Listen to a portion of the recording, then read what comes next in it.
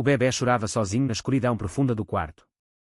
Ninguém vinha, ninguém lhe tocava, porque todos na quinta da família Costa acreditavam que ele não podia ver absolutamente nada.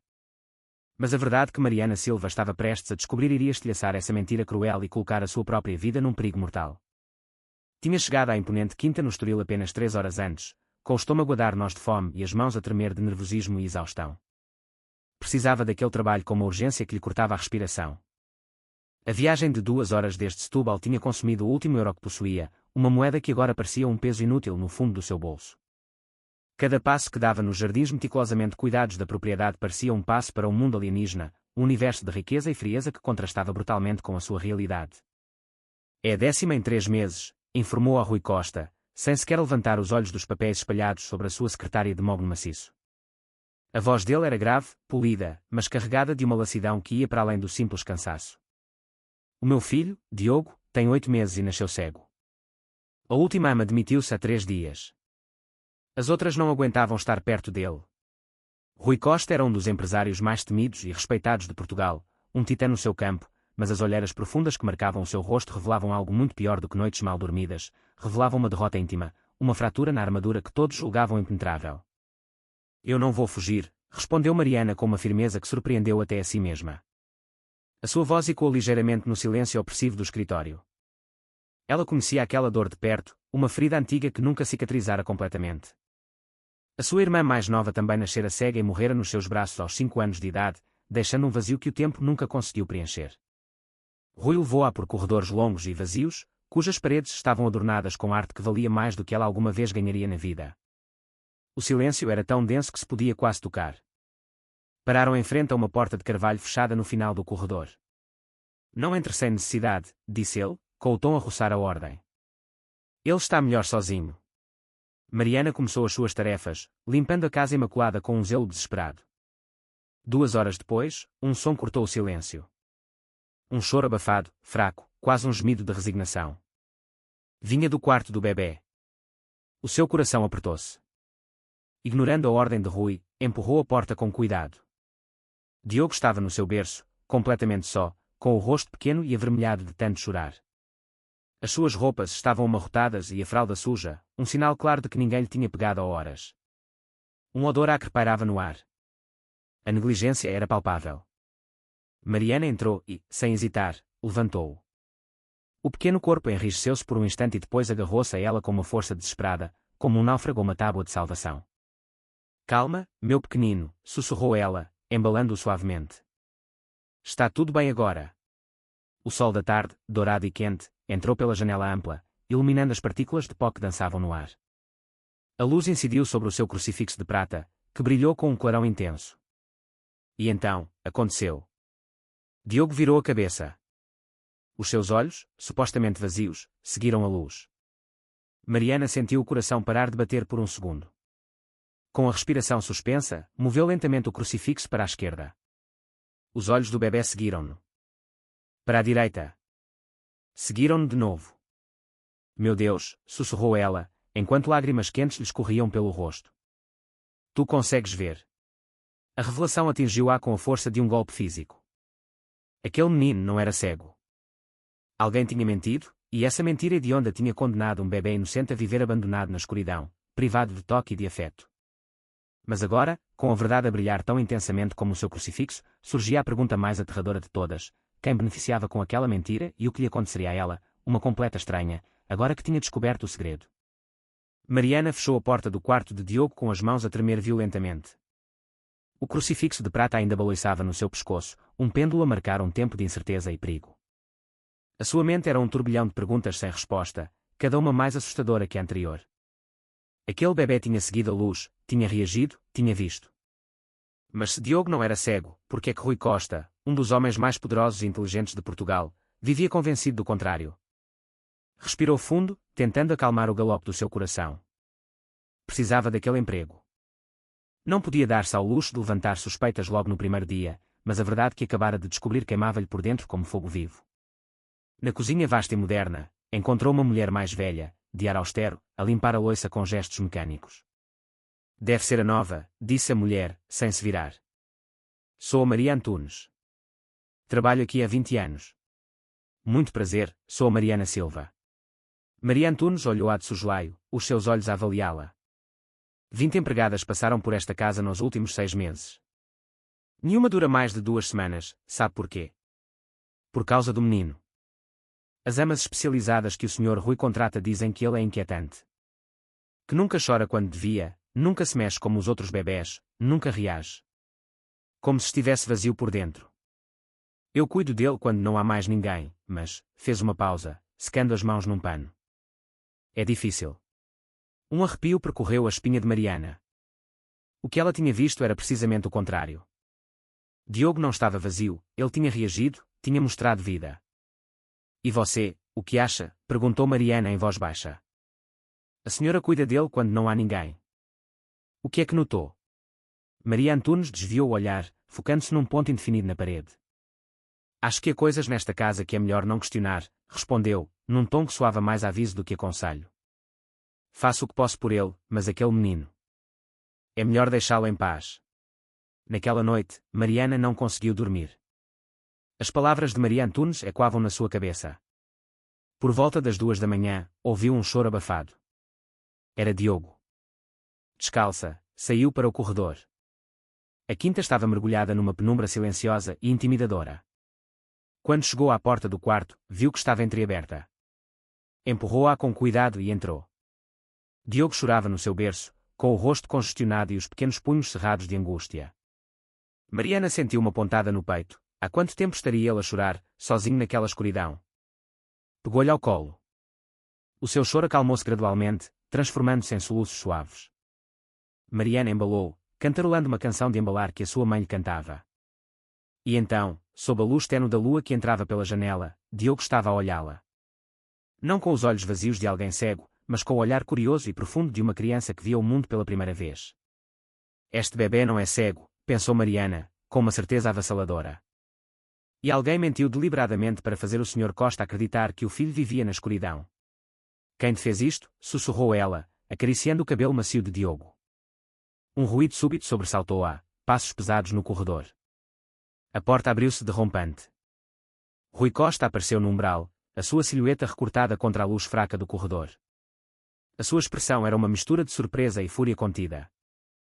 O que está a fazer aqui? Perguntou com uma voz grave e cortante. Ele estava a chorar.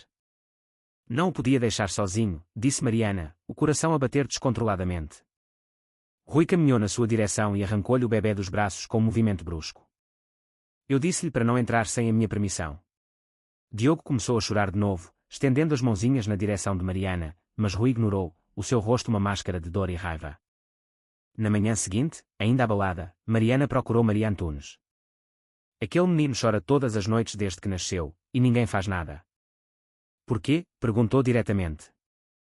O Sr. Rui não suporta estar perto dele, interrompeu Maria Antunes, a sua voz baixa e conspiratória. Desde que a Sra. Carla se foi embora, ele mudou. Tornou-se distante, frio, como se culpasse o menino pelo que aconteceu. O que aconteceu exatamente? Maria Antunes baixou ainda mais a voz. O Diogo nasceu neste hospital privado do Estoril. Tudo parecia perfeito até que o Dr. Nuno Pereira fez os exames. Disse que o menino tinha nascido com cegueira congénita total, que nunca veria. 2 semanas depois, a Carla fez as malas e foi-se embora. Deixou um bilhete a dizer que não conseguia criar um filho defeituoso. A raiva subiu pelo peito de Mariana, quente e amarga. E o Rui fechou-se em si mesmo, continuou Maria Antunes. Contratou especialistas, mas nenhuma durava. O Sr. Rui nunca lhes dava a oportunidade de se aproximarem realmente do Diogo, como se estivesse a proteger o menino. Ou a proteger-se a si mesmo. Vou dar-lhe um conselho, Mariana, finalizou Maria Antunes, com um olhar sério. Se quer sobreviver aqui, não faça perguntas, não questione nada e, acima de tudo, não se afeiçoe a esse menino. Mas já era tarde. Mariana já se tinha afeiçoado, e algo dentro dela gritava que tudo aquilo era uma mentira monstruosa. Naquela tarde, enquanto limpava o escritório de Rui, Mariana encontrou um dossiê com o nome Diogo Costa na lombada. Com o coração a martelar, abriu-o. Lá dentro, relatórios médicos assinados pelo Dr. Nuno Pereira repetiam o mesmo diagnóstico desolador, cegueira congénita total, irreversível, sem esperança. Mas algo não batia certo. O primeiro exame tinha sido realizado no mesmo dia do nascimento. Demasiado cedo para um diagnóstico tão definitivo e fatalista. Continuou a folhear e encontrou uma nota manuscrita num papel timbrado da clínica. Rui, é melhor assim, acredita em mim. NP. Um ruído na entrada do escritório fez-a saltar. Rui tinha regressado. Mariana fechou o dossiê rapidamente e saiu, o coração na boca. Estava aterrorizada, mas agora tinha a certeza. Diogo não era cego, e alguém muito poderoso tinha pago muito dinheiro para que o mundo, e especialmente o seu pai, acreditasse no contrário. No dia seguinte, a sua desconfiança virou-se para Maria Antunes. Enquanto a mulher dormia a sesta, Mariana, movida por um impulso desesperado, entrou no quarto dela. Numa caixa de sapatos escondida debaixo da cama, encontrou um envelope grosso cheio de notas e um bilhete. Maria, obrigada pela tua lealdade. Garante que ninguém se aproxima demasiado do menino, especialmente as novas empregadas. CF. Carla Fernandes. Maria Antunes era cúmplice. O que está a fazer no meu quarto? Perguntou Maria Antunes, que aparecera no umbral, os olhos a faiscar de fúria. A senhora tem estado a mentir este tempo todo, gaguejou Mariana, recuando. Não sabe onde se está a meter, miúda, sussurrou Maria Antunes, avançando para ela. Esta família está podre por dentro e você não passa de uma empregada. Ninguém vai acreditar em si. O Rui vai acreditar em mim quando lhe mostrar isto, disse Mariana, erguendo o envelope. O Rui não quer a verdade, nunca quis, replicou Maria Antunes com um sorriso desdenhoso. Porque a verdade significaria aceitar que a mulher o enganou, que o médico em quem confiava o traiu e que o seu próprio filho foi vítima de uma mentira para o afastar. Mas o Diogo merece uma oportunidade. O Diogo está melhor assim, afastado de tudo, protegido. Você devia ir-se embora antes que seja tarde demais. Eu não me vou embora, disse Mariana com voz firme. Não vou abandonar aquele menino. Naquela tarde, Rui saiu para uma reunião. Mariana ficou sozinha com Diogo. Era a sua oportunidade. Pegou-lhe ao colo e mostrou-lhe um brinquedo colorido. O bebê seguiu com o dedo, tentando alcançá-lo. Não havia qualquer dúvida, aquele menino conseguia ver. Mas nesse momento, ouviu um ruído no andar de baixo, alguém tinha regressado mais cedo. Desceu as escadas e viu Rui no vestíbulo. E ao lado dele estava o doutor Nuno Pereira, o homem que falsificara o diagnóstico, o amante de Carla. O arquiteto de todo aquele pesadelo. Então, você é a nova empregada, disse o doutor Pereira com um sorriso profissional que não chegava aos olhos. Vim fazer a revisão mensal do Diogo. O Rui ligou-me, mencionou que o menino tem estado inquieto ultimamente. É comum que os bebés com cegueira congénita desenvolvam sensibilidade a outros estímulos. Podem parecer reações visuais, mas não são. O médico examinou Diogo. Para o horror de Mariana, o bebê pareceu fingir não reagir à luz da pequena lanterna. Manteve-se imóvel, passivo, como se soubesse instintivamente que tinha de se esconder. O médico sorriu, satisfeito. Não há qualquer resposta visual. O diagnóstico mantém-se, cegueira congénita total. Mas quando o médico guardava os seus instrumentos, Diogo virou a cabeça na direção das mãos dele. Nos seus olhos, Mariana viu algo que a gelou até aos ossos, medo. O bebê reconhecia-o, ele via-o. Senhor Costa, disse Mariana, a voz a tremer, mas determinada. Posso falar consigo um momento, a sós? Quando o médico se dirigiu para o escritório, Rui cruzou os braços. O que é tão urgente? Senhor Costa, o seu filho não é cego. O silêncio que se seguiu foi ensurdecedor, pesado. O Diogo consegue ver, repetiu Mariana, a sua voz ganhando força. Ele segue objetos com o olhar, reage à luz. Aquele bebê não é cego. Está a acusar todos os médicos que o examinaram de estarem errados. Errados, não, disse Mariana. Estou a dizer que alguém mentiu. Basta, cortou Rui, a sua expressão a endurecer. Não vou tolerar que semeie falsas esperanças. O Diogo foi diagnosticado pelo melhor especialista do país, pelo meu melhor amigo. O seu melhor amigo? Perguntou Mariana, tirando do bolso do avental um envelope que tinha recuperado do escritório. O mesmo que se encontrava com a sua mulher às escondidas. Rui pegou nas fotografias com as mãos trêmulas. Ao ver a primeira imagem, o seu rosto tornou-se pálido. A segunda, a terceira. Deixou cair as fotografias ao chão, como se queimassem. Onde arranjou isto? Perguntou com a voz embargada. Estavam no seu escritório, no dossiê do Diogo. Não. Não pode ser. Faça só um teste, suplicou Mariana. Passe tempo com o seu filho, observe-o. Vai ver o que eu vejo. Nesse momento, o Dr. Pereira apareceu à entrada, com o rosto tenso. Rui, preciso de falar contigo, agora. O seu olhar desviou-se para as fotografias no chão. A sua expressão mudou instantaneamente, era pânico puro. Acho que essa pergunta devia ser eu a fazê-la, Nuno, disse Rui, apanhando as fotos.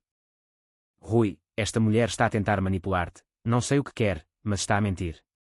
A mentir? Rui ergueu uma das fotos. Isto é mentira. Tu e a Carla a beijarem-se é mentira. Explica-me porque é que o meu melhor amigo, o médico a quem confiei a vida do meu filho, estava a ter um caso com a minha mulher. O médico não conseguiu responder, balbuciando desculpas incoerentes. Nesse instante, Diogo começou a chorar no sofá onde Mariana o tinha deixado. Ela foi a primeira a reagir, pegando-lhe ao colo para o acalmar. E sob a luz do candeeiro do vestíbulo, Diogo estendeu a sua mãozinha na direção do crucifixo de prata de Mariana. O brilho captou a sua atenção, e os seus olhos seguiram o movimento, esquerda, direita, cima, baixo. Meu Deus, ele está a ver, soluçou Rui, caindo de joelhos. O doutor Pereira recuou. Não, isso é impossível. São apenas reflexos. Mas Rui já não o ouvia. Pegou na lanterna do médico que estava sobre uma mesa e aproximou-a lentamente dos olhos de Diogo. O bebê pestanejou, virou a cabeça, seguindo a luz. Os seus olhos escuros focaram-se diretamente no rosto do pai. E, pela primeira vez, Rui viu o seu filho a olhá-lo verdadeiramente. O meu filho consegue ver, sussurrou com a voz embargada pela emoção e pela dor. O meu filho sempre conseguiu ver. Virou-se para o doutor Pereira com uma fúria que gelava o sangue. O que fizeste? O que fizeste ao meu filho? Antes que Rui pudesse alcançá-lo, uma voz fria e calculista deteve-os a todos. O Nuno sempre foi um fraco. Fui eu que planeei tudo. Carla Fernandes, a ex-mulher de Rui, estava parada no umbral, elegante, impecável e fria como gelo. Vim proteger os meus interesses, disse Carla com um sorriso que não tinha nada de maternal. O Nuno disse-me que uma empregada intrometida andava a fazer perguntas incômodas. Não pensei que uma simples criada pudesse arruinar um plano tão perfeitamente executado.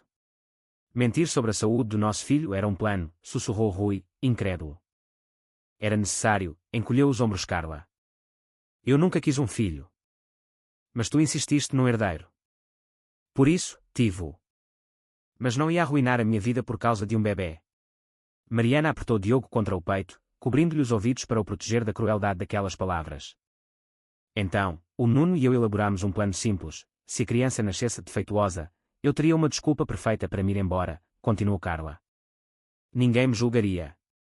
Saí com a minha liberdade intacta e com uma bela maquia do divórcio. Mas o Diogo não é cego, nunca foi. Como é que conseguiram? Foi fácil, interrompeu o doutor Pereira, a tremer. Falsifiquei os relatórios. Subornámos as enfermeiras. E sempre que o Diogo mostrava sinais de visão, a Maria Antunes garantia que ninguém notava. A Maria, murmurou Rui, atingido pela nova revelação. Muito envolvida, confirmou Carla. 20 anos de lealdade têm um preço, querido, e eu pago bem. Vim oferecer-te um acordo, esquece tudo isto, continua a fingir que o Diogo é cego, e eu garanto que esta situação não se torna pública. A tua reputação ficaria destruída. Sai da minha casa, disse Rui com voz firme. Agora. Carla riu-se. Não sabes com quem estás a lidar, Rui. Tenho advogados, tenho contactos, posso fazer-te perder tudo. Podes tentar. Mas eu já perdi a única coisa que importava, 8 meses com o meu filho. 8 meses que nunca vou recuperar, e isso é culpa tua. Virou-se para Mariana e estendeu os braços. Dê-me o meu filho. Mariana entregou-lhe. Rui pegou em Diogo com as mãos trêmulas, olhando para ele como se fosse a primeira vez. E Diogo, com os seus olhos brilhantes, olhou diretamente para o pai. Pai e filha encontraram-se finalmente. Olá, Diogo, sussurrou Rui com a voz quebrada. Perdoa-me por não te ter visto antes. Carla observou a cena com repugnância. Isto não acabou, Rui. Saiu da casa, seguida de perto pelo doutor Pereira. Mariana sabia que eles tinham razão. A guerra estava apenas a começar. 3 dias depois. A quinta da família Costa tinha-se enchido de vida. Diogo ria, explorando o mundo que lhe tinham negado com uma curiosidade insaciável. Rui dedicava cada minuto a recuperar o tempo perdido, redescobrindo o seu filho e a si mesmo. Sr. Costa, precisamos de falar sobre a Maria Antunes, disse Mariana. Eu sei. Hoje vamos acabar com isto. Rui reuniu o seu advogado, o Dr. Jorge Santos, juntamente com Mariana. Mostraram-lhe as fotografias, os documentos e o dinheiro. O advogado propôs um acordo a Maria Antunes, imunidade parcial em troca do seu testemunho completo contra Carla e o Dr. Pereira. Maria, a chorar convulsivamente, confessou tudo. A minha filha está doente. Cancro. Os tratamentos custam uma fortuna. A senhora Carla ofereceu-me dinheiro, o suficiente para salvar a minha filha. E o preço era o meu filho? Perguntou Rui com a voz devastada. Ela disse-me que era para o bem dele, que o menino estaria melhor sem expectativas, sem pressões. Que a cegueira o protegeria de um mundo cruel. Eu quis acreditar. Maria Antunes prestou uma declaração completa. Explicou como falsificaram os exames e como ela sabotava as amas por ordem de Carla, garantindo que Diogo se mantinha apático, sem estímulos ou luz brilhante. O Dr. Jorge Santos fechou o seu bloco de notas. Com isto é suficiente. A Carla e o Dr. Pereira enfrentarão acusações criminais. E a senhora, Maria, terá de testemunhar em tribunal. Tem até amanhã para fazer as suas malas e sair desta casa. Não quero voltar a vê-la, sentenciou Rui. Naquela noite, quando Mariana subiu para deitar Diogo, viu um envelope branco na secretária do seu quarto. Abriu-o. Era a letra de Carla: aproveitaste a tua pequena vitória, Rui. Mas isto não acabou. Cuida bem do teu filho, porque nunca se sabe quando alguém o pode tirar de ti. O seu coração acelerou. Correu para o quarto de Rui. Senhor Costa, alguém deixou isto aqui esta noite. Teve de ser a Maria, disse Rui. Ou outra pessoa, disse Mariana. Se a Carla tiver mais cúmplices. De repente, ouviram um choro. O choro de Diogo, mas não vinha do seu quarto. Vinha do jardim. O berço estava vazio. Correram juntos para o jardim. A porta das traseiras estava entreaberta. Viram uma figura encapuzada junto à fonte de pedra, a segurar o bebê. Larga o meu filho, rugiu Rui, correndo na sua direção. A figura virou-se. Sob o capuz, Mariana reconheceu uma das antigas amas. A Carla pagou-me bem por isto. Disse-me que se alguma vez precisasse que eu recuperasse o menino, era para o fazer. E aqui estou. Não é só pelo dinheiro. A Carla tem informações sobre mim. Se eu não fizer isto, ela destrói a minha vida. A mulher hesitou. Nesse momento de distração, Rui lançou-se para a frente. A mulher gritou, perdendo o equilíbrio. Diogo voou dos seus braços. Mariana correu e apanhou um instante antes de ele cair no chão de pedra. Rui imobilizou a mulher, e os seguranças chegaram para a prender. Acho que fizeram alguma coisa ao Diogo, exclamou Mariana, vendo um pequeno arranhão recente no pescoço do bebê. Nesse momento, o bebê parou de chorar. Os seus olhos fecharam-se lentamente e não voltaram a abrir-se. O bebê estava inconsciente, pálido. Chama uma ambulância, agora, gritou Rui. No hospital, depois do que pareceu uma eternidade, o médico deu o diagnóstico, administraram-lhe uma dose elevada de um sedativo, provavelmente clonazepam. É perigoso em bebés, mas chegaram a tempo. Fizemos uma lavagem gástrica e administramos o antídoto. Ele vai recuperar completamente. Rui encostou-se à parede, soluçando de alívio. 2 dias depois. Diogo teve alta. A quinta era agora uma fortaleza, com seguranças e câmaras por todo o lado. O Dr. Jorge Santos regressou com notícias: Carla fugiu num voo privado para a Espanha. Existem mandados de captura internacionais. O Dr. Nuno Pereira foi detido e enfrenta acusações de falsificação de documentos, conspiração e por colocar em perigo a vida de um menor. A sua licença médica foi revogada permanentemente. Maria Antunes cumpriu a sua parte do acordo e não irá para a prisão, mas terá de prestar serviço comunitário. Carla perdeu todos os seus direitos parentais. Rui tem a custódia total. O historial falso de cegueira foi anulado. Você salvou meu filho, disse Rui a Mariana. Devolveu-me algo que eu pensei que tinha perdido para sempre. Quero que fique, não como empregada, mas como parte desta família. O Diogo precisa de si, e eu. Eu também. 3 meses depois. O julgamento de Carla Fernandes foi o evento mediático do ano. Carla, extraditada de Espanha, foi sentenciada a 12 anos de prisão por conspiração, falsificação e abuso emocional. Perdeu todos os seus direitos sobre Diogo para sempre. Diogo fez 2 anos, rodeado de amor e estímulos. Mariana tornou-se a sua figura materna. A quinta, outrora fria e silenciosa, estava agora cheia de risos. Papá, balbuciou Diogo, tocando no rosto de Rui. Foi a primeira vez que tentou dizer aquela palavra. Sim, filho. Sou o teu papá, e nunca te vou deixar. Mas naquela noite, quando Mariana subiu para deitar Diogo, notou algo na secretária, um envelope branco. Abriu. 12 anos passam depressa, e as mães nunca esquecem. Mariana sentiu um arrepio. Olhou para Diogo, a dormir pacificamente. Guardou o bilhete no bolso. Sabia que esta história ainda não tinha acabado. Aproximou-se da janela e fechou-a com firmeza. Ela era a protetora daquela família, e ninguém, nunca mais, faria mal a Diogo enquanto ela ali estivesse.